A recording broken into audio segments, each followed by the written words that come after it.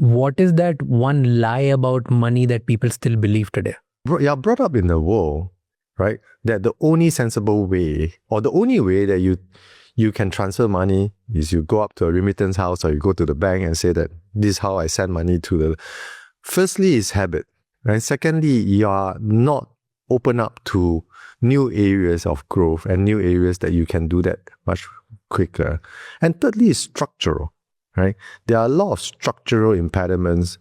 Even today, the way financial institutions are engineered, they're structured in a certain fashion, right? In the front office, there's middle office, there's back office. Middle and back office do certain functions. They have to go through reconciliation. They have to go through accounting, settlement, right?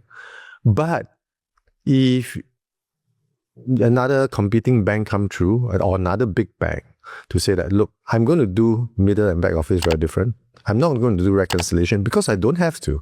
Once we blockchain technology, everything is immutable. So reconciliation become irrelevant, right? So once all those structural changes come through, both in terms of the financial institutions itself, but in terms of financial landscape, right? So with stablecoin coming through and growing so rapidly, with real assets, tokenization coming through, so even the SWIFT of the world are forced to look at it and say, hey, look, we're going to support blockchain, right? So it's also habit and it's also literacy and awareness. But once a lot of all these things come true, then people realize through media, through education, through your friends to say, instead of paying 6 to 7%, you can pay 0.1%. Isn't this much more superior? But that change, especially depending on demographics, may come through differently. So if you talk about to a person 20 to 30 years old, digitally savvy, right? Using mobile most of the time, they know how it works. They will be the first embracer of this, definitely. And then if you go up the age group in the value chain, those change will take a slightly more time, right, for them to embrace it. But it will come true because technology will come through. It's just like initially when internet came through, did the embracement take place overnight? No, right? It'll take a period of time. It'll take for mobile penetration, internet penetration to take place. So that penetration will take place.